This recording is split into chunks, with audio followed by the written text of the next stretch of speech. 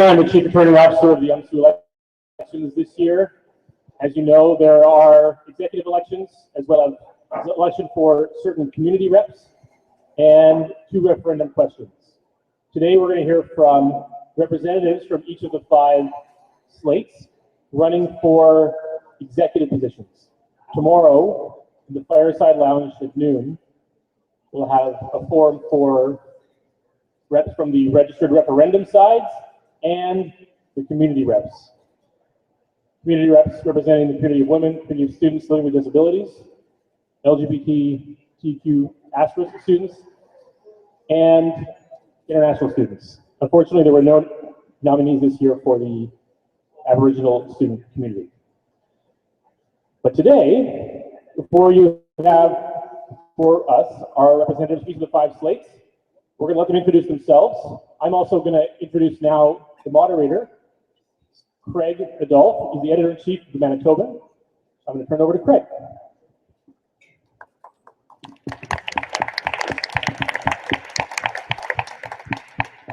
The only thing I had to say for an introduction was who I was, so not much else to say. We'll, I think, get ready for the introductions. We're going to have 5 questions set forth by myself. We'll go one at a time for 2 minutes.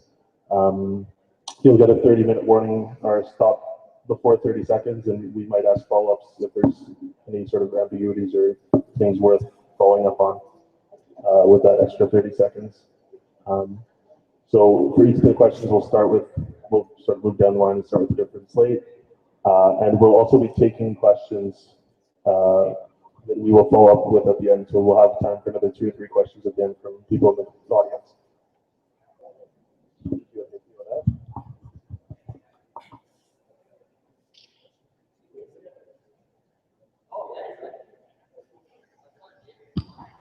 So for our members of the audience, what we do with questions is you have 2 choices. You can tweet them at me at UMSUCRO, UMSUCRO, or write them down on a sheet of paper, bring them up to me, and we will look at the questions. We don't pose questions that are inflammatory, etc. You must pose a question to all of the slates. You may not pose a question to just one. So you can tweet them, UMSUCRO, or bring up a sheet of paper, and must be posted to all candidates. Thanks. So we can start with introductions, going from the left and just moving along. No, you can sit down if you want to.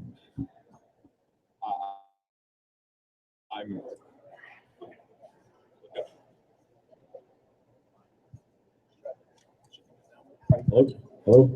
Okay. Good. Okay. I'm Niall Harney. I'm running for president with UMSU Forward. Hi, I'm Hannah James, and I'm running for vice president external with UMSU Forward. Did you want to take another minute just to say some more about your slate as well? Just take a minute or 2 based on. Okay. So what UMSU Forward is committed to bringing to this campus is a new type of student leadership. We want to bring student leaders who listen to students, who know what the issues are, who can create creative solutions, and who are always with you fighting for what we believe in. What you get with us is a committed group of activists who've been on campus building a better union for years already. We've got great solutions to problems big and small, and what you can count on is that we know what we believe in, and that's inclusive, diverse, and high-quality education.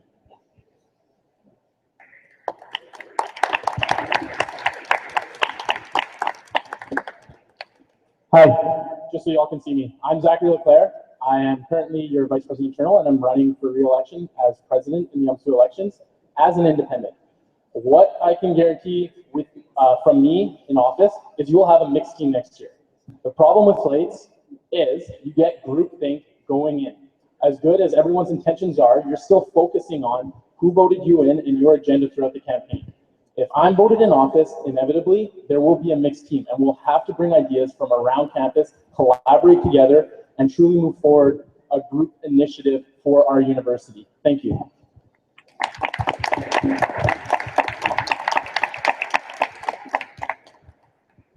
Hello, my name is Nick Kuznetsov. I'm running for VP Internal with Tech UMSU.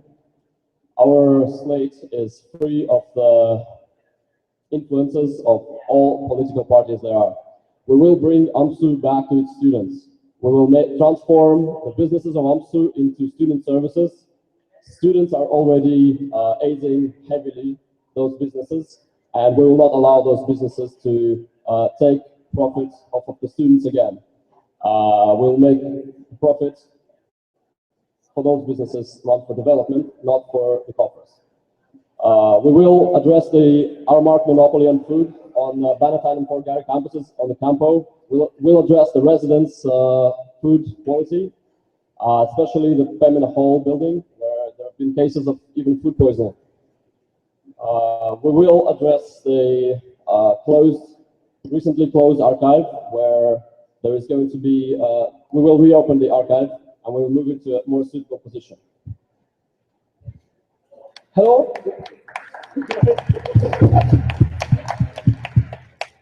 Hello, I'm Shah Walipur, running for Vice President of Student Services, and I'm from TechPad.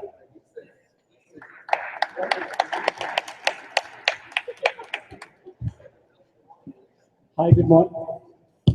Hi, good morning, everyone. My name is Slipper Thapa, and I'm the Vice President External at the University of Manitoba Students Union, and I'm running for President with the team Strong UMSU. I want to provide you with a student union that you're proud of. A student union where executives like me lower our wages to improve scholarships and bursaries for you. A student union where we're leaders in environmental sustainability and pioneers of social justice. A student union where sustainability is a priority. We want to implement composting, implement a car share program, and a bike share program at the university. And we want to advocate and pressure the university to double the number of mental health counselors at the university to reduce wait times, and so that we can run awareness campaigns to remove the stigma attached with mental health issues such as anxiety and depression. And we want to advocate we want to provide you with free feminine hygiene products, not just in Women's Center, but also in each and every washroom at the university. They need to, when men can get free condoms, why can't women get free tampons and pads? Thank you. Hi guys, my name is Sarah Hallock. I'm running for Vice President Advocacy, also with Strong UMSU, and I think Astitla did a great job kind of summarizing what we stand for. Hi everyone, I'm Tanji Nagra, and I'm running to be President of the 2016-2017 year with my team, UMSU for You. I'm running with some fantastic student leaders, Wilfred Sam King for VP External, Allison Kilgore for VP Advocacy, Harrison Case for VP Internal, and for Vice President Student Services, Ashley Richard. And we are proud to be one of the most diverse teams in this election. Something we want to work for next year is we want to hear more from the students. We want to make sure that your voices are being heard and that we're doing anything that we can to serve you next year. We released our policy document yesterday. It's 22 pages long. We incorporated as many ideas that we could from the students, and we want to make sure that, that those are accomplished next year. Thank you. We'll jump back to the first slide and again move rightwards. With your introductions and during the UMFM forum, you've all sort of mentioned some of the initiatives you'd want to implement if elected. What are some of the initiatives that you think set you apart from other slates? Okay. Hi, everyone. So this is great. We have similar initiatives, but I think we have some really concrete ways of achieving them, and I think that's really important to touch upon. So sustainability on campus is also something we are really passionate about. Composting in particular, we also need to expand on the recycling that is on this campus. As of right now, there's not recycling in classrooms, but one initiative that we're really excited about is our composting initiative. So basically, it costs $65 a ton to have the composting like our waste disposed of by an external facility. But if we do it ourselves, we get $15 back a ton, plus we have all that compost. So we're actually propositioning, and we're going to be working towards a student composting enterprise. We have the capacity on this campus, we have the brilliance on this campus to make something like this happen.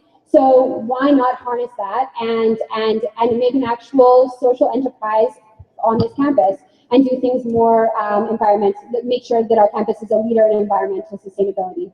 The second thing I want to touch upon is mental health. So basically, right now, our mental health facilities, there are 4 spots, drop-in spots. They have to be in person a day for students to access.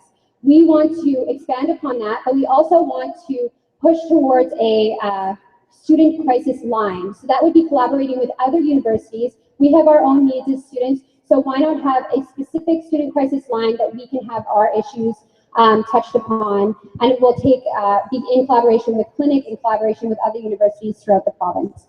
So thank you, and yeah. Okay, thank you. And actually, just because we have so many slates up speaking today, before you answer, just maybe a reminder on which slate you are so everyone can follow. So next up, same question. What are some of the initiatives that you think would set you apart from the other slates? Okay, so once again, I'm Zach. I'm under the, I guess, the banner Zach for Prez, and again, independent. So I think one major difference that's setting me apart is this, running independently. I want to really focus on our governing documents and recognize that there are critical issues with how we're structured internally. I do support a lot of the kind of more exposing campaign kind of agendas that we can move forward next year, and I'm relying on whatever team I have in office next year to collaborate with me on that and make that happen. But having been in office the last year, I know where there are holes in our governing documents. I know where there are issues with how we run our organization. I want to fix all of that. And a big thing for me is election reform. This is not an inviting and welcoming platform for all students around the campus. Like I said earlier, slates lead to groupthink. We need to bring people from all walks of life around campus on their own merit, getting in, not on popularity of others within their slate. And another, I guess, big point that I would expand on is we've expanded on social programming this past year, or over the last couple of years, and we still have great advocacy campaigns. But I think some students are here focusing on their academics and focusing on undergraduate research. And we need to give them a stage to share with the rest of the students what they're achieving and making of their student experience. So I want to propose a couple symposiums a year where they can showcase their undergraduate research, maybe even develop an undergraduate 3-minute thesis competition. Also through travel grants, students are all putting money into the travel grant program, but not all students are using it. So anyone who gets subsidized travel grants program, I want to have 2 symposiums a semester showcasing what they have gotten from a conference and sharing that knowledge with everyone. Thank you.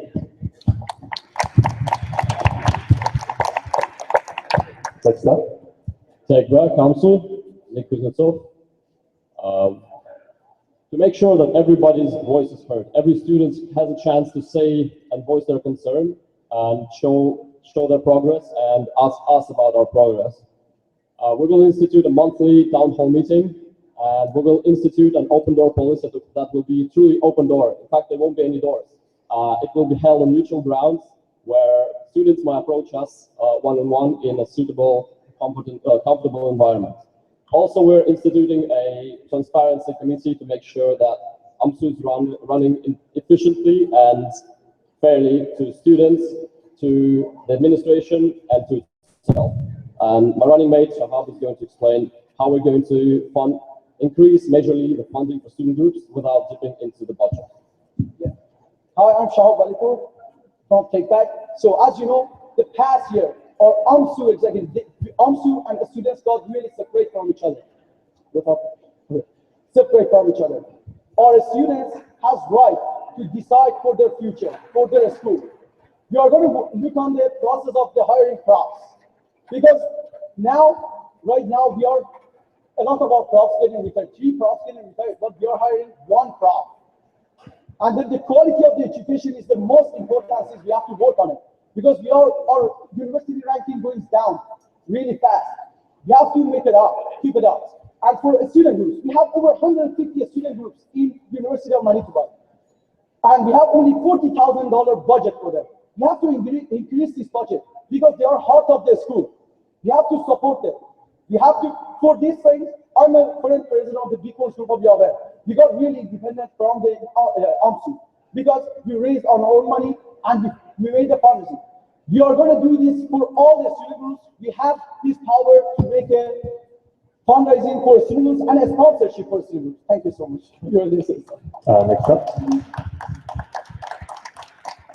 Sarah Hallock again from Strong UMSU. So I'd like to just touch on three shorter things. So on a lighter side, we want to also introduce an UMSU app, which no one has kind of, that's a little bit different from their platforms. The reason that's important is because it's really hard to kind of figure out what's actually going on here at the university. A lot of people want to attend things, but they just don't know when or where they are. And advertising is great, and the money that we're putting into the promotion for things like the hub, I think could be much more used to more important things, such as a sexual assault support center.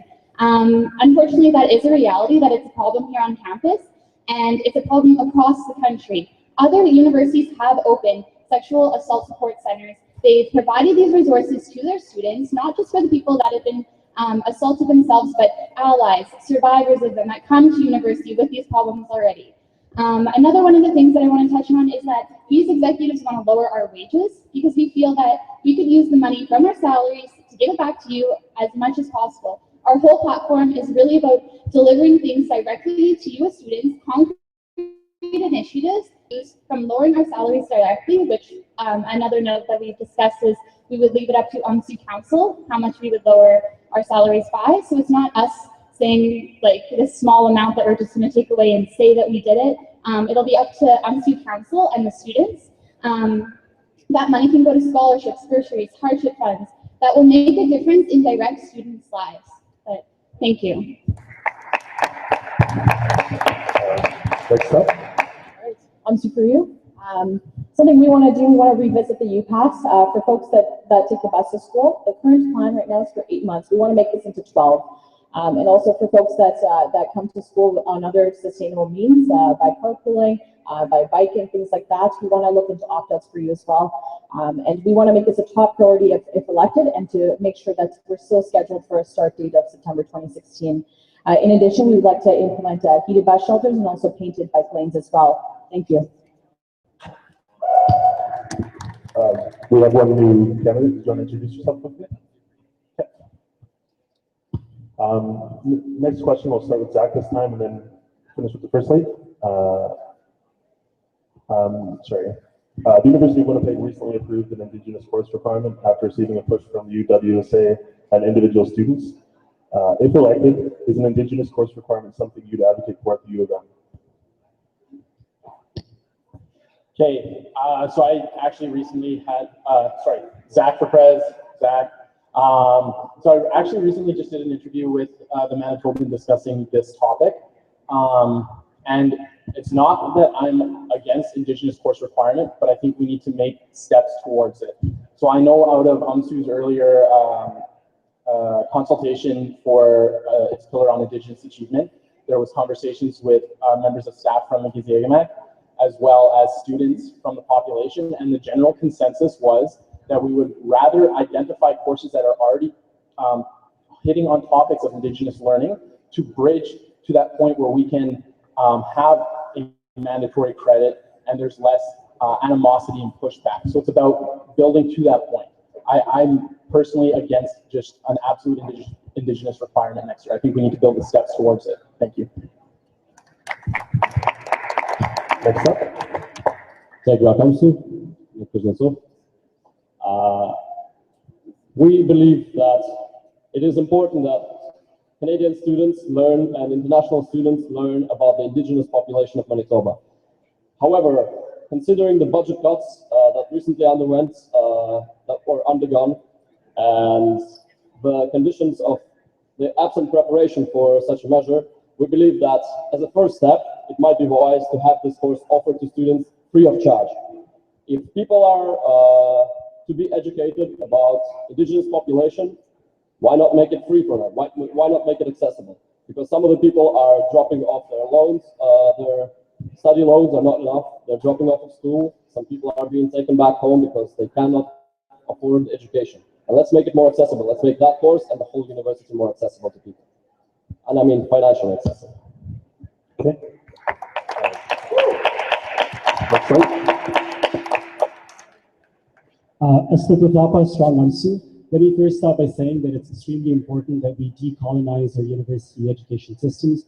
It's important that we, incorporate Indigenous knowledge and way of learning in all of our education system. However, we do not believe in a mandatory Indigenous course requirement because it's important that when we're mandating Indigenous course requirements, it's not necessarily solving the bigger purpose. We believe that firstly, faculties need to identify which courses have Indigenous course requirement. I hate to say this, but the University of Winnipeg Students Association has not done effective consultation on making Indigenous courses mandatory. This needs more consultation, it needs more discussion, and it has to come from Indigenous students. I personally do not feel comfortable mandating this at this point of time. UMSU for you. It's unfortunate that Ashley Richardson isn't here, my VP of Student Services, but she is a part of the working group that's been talking about the Indigenous course requirements. And to be honest, we have courses available already at the university in the Faculty of Arts and Native Studies program here. Those courses are available. However, we believe that there's other ways of implementing it into curriculums that are related to your respective fields and faculties, rather than making a required course. And in terms of reconciliation, we believe that's the history is very important. It's important that folks know about what Indigenous folks went through in Canada, and there are ways of implementing it into current curriculums. And to be honest, it starts through K-12 education here in the province. It's about advocating to the government to ensure that it is being taught properly in schools, starting from a young age. Thank you. Okay, I'm Hannah again from I'm forward. Sorry. Okay, before I really start, I just want to acknowledge that we are on Treaty 1 territory, the homeland of the Dene, Cree, Oji, Cree, Anishinaabe, and the homeland of the Métis Nation. I think it's really important to always be recognizing and honoring these treaties, and that was just an important thing that I should have done at the start, but here we go. Okay, so Niall, UMSU forward. I think when discussing this issue, it's important to talk about the distinction between an Indigenous course requirement and an Indigenous credit requirement. What's been implemented at the U of W is an Indigenous credit requirement, which finds ways of implementing Indigenous knowledge across the university. So not just one specific course, but multiple courses. And I think that provides for the needs of students much better than a course requirement. But our position as a slate is to make sure that in implementing this policy or following the university's lead, that we're identifying the needs of students and bringing those to the administration. We definitely see the merit of an Indigenous credit requirement. We understand this is a public university. Indigenous people are members of our public. And as a public university, we have a duty to reflect their needs and their interests. And if, as an institution, we're going to engage with Indigenous people on a nation-to-nation basis, we need to be celebrating Indigenous ways of knowing and Indigenous contributions to our society.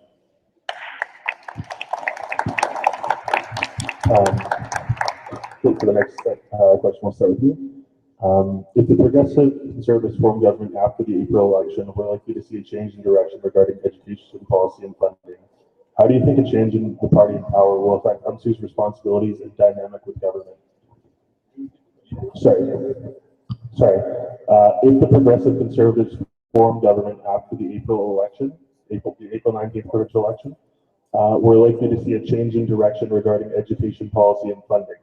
How do you think a change in the party in power will affect UMSU's responsibilities in terms of advocacy and their dynamic with government, or your dynamic with government? I believe, I can only hope, to be honest, that the new elected government will sustain their promise to the UMSU, to the university, to provide the project that they have offered. I can hope that there needs to be a better connection between UMSU and the CFS. There needs to be a better connection between UMSU and the students to be more independent of, not more independent, but rather more self-sustained. We need to be able to take care for ourselves, to not be worried about such things as who is going to be elected next. We need to build bridges with people from various parties. That is why we're running without any party support. We believe that by running with one party, candidate refuses to take aid from other parties' candidates, from other parties' governments. And that is important that people, it is important that people study politics, but it is also important that a council representing 30,000 people on campus is able to put their interest above interests of any other political party in Canada. Next up.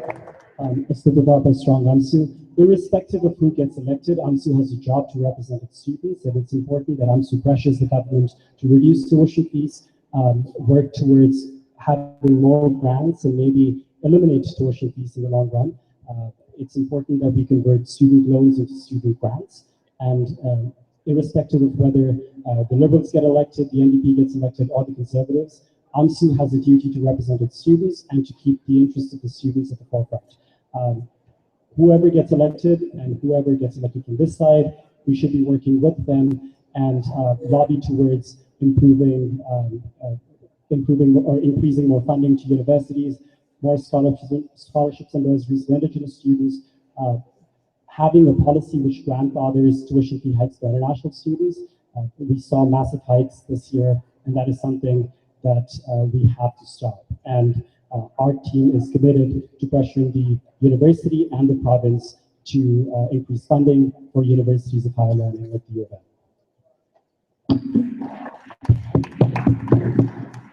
Great, Tanjeet, UMSU for you. Regarding the provincial election, our slate, unlike others, we don't have any staffers from any political parties. We don't have any allegiances to any specific provincial party